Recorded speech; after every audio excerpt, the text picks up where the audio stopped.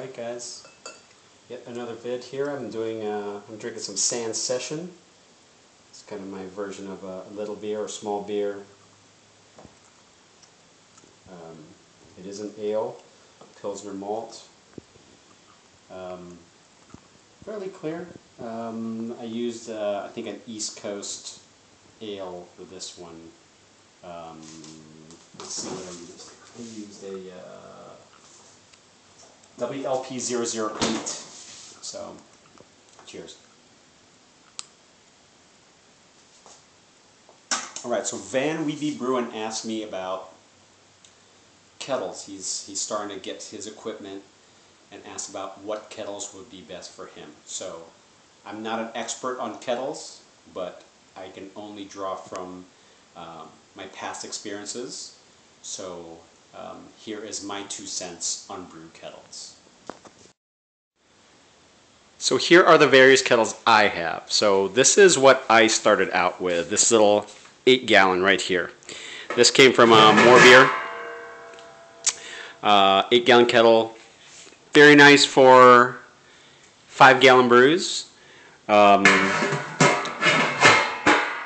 At some points it was kind of close to the top. If you saw some of my other videos with this kettle, it was fairly close to the top. I mean, you lose about a gallon of beer per hour, or a gallon of wort per hour when you're boiling. So sometimes when you're brewing that 6-gallon batch and you're doing a 90-minute boil, it gets kind of scary with your wort all the way up to the top there. One thing I like about this, or a couple things I like about this brew pot, is that we had the welded fittings on there. That comes, the 8-gallon, that cost me about 160 bucks. Half-inch welded couplers on there.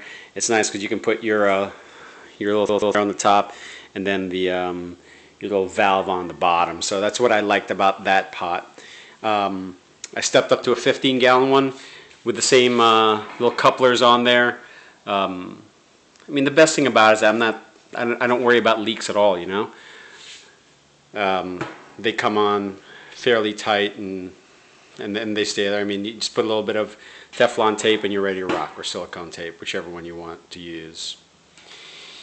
The other one I got this from, I'm sorry, that little 15-gallon one from More Beer cost me about I'm sorry, they had a sale. It was like $189, $190. So it was a great buy. This other one here is from Homebrew Stuff. One thing that I like, that they're exactly the same kettle, right? It's all stainless steel, just like all of the kettles are. 2 pieces stainless, and then sandwiched in between is some aluminum. So aluminum disperses the heat evenly. Stainless keeps it from corroding, and keeps it nice. So it's kind of cool that way. The one thing about this I got from Homebrew Stuff is that it was just a plain kettle. I think I got this for like $150 or something like that. So what I did was I bought a step bit from Brew Hardware, which is Bobby from New Jersey's place.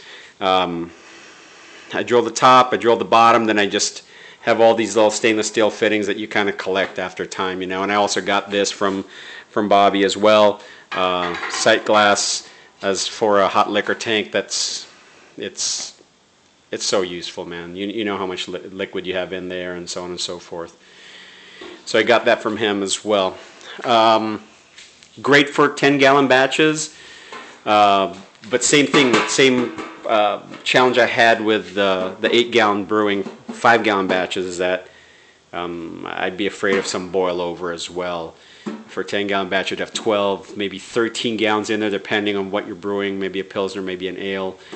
And, I'd get the wort probably about this high, and boilovers, man, you got to baby that thing and make sure when the hot break happens, man, you are close, or as most of us know, man, it's a big mess. Then I stepped up to the little 27-gallon one, and have no problems now with boilover and stuff like that. So it's not like a show off of what I have. This is my 2 cents on this, is that you have to really decide how big of a batch you want to make, and you really have to decide, are you going to graduate to a 10-gallon batch? You want to stay at a 5-gallon batch. If you're gonna say 5 gallons, I'd say between an 8 to 10 gallon kettle is perfect. If you want to go bigger, I know it's a couple more bucks. I would go with the 15-gallon one.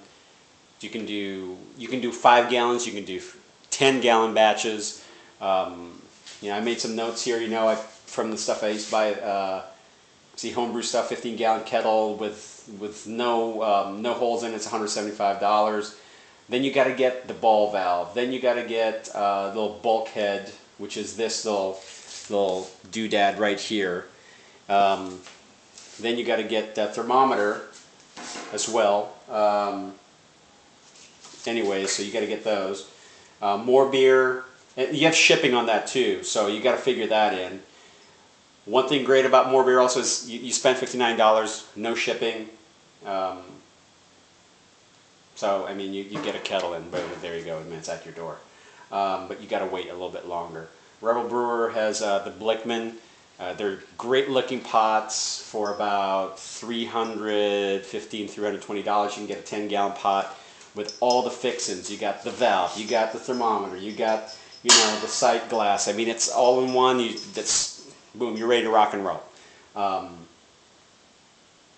Buy from New Jersey's Brew Hardware has all these stainless ball valves, all the stainless fittings. They got the sight glass, they got the step bit, they got everything there. I mean, you just have to shop and see. At the end of the day, you really have to find out what you want to do and how big of a batch you want to brew. I think if I had to do it all over again, I wouldn't have bought the 8-gallon one. I would have gone with the 15 straight up, just because I don't really use this one that much anymore. And but she'll always be with me. She was my first true brew kettle. So I hope that helped. I hope I didn't confuse you anymore. Thank you again for asking for advice. I hope I gave you some good advice, and hopefully that'll help in your decision making. Cheers. Happy homebrew, guys. Bye.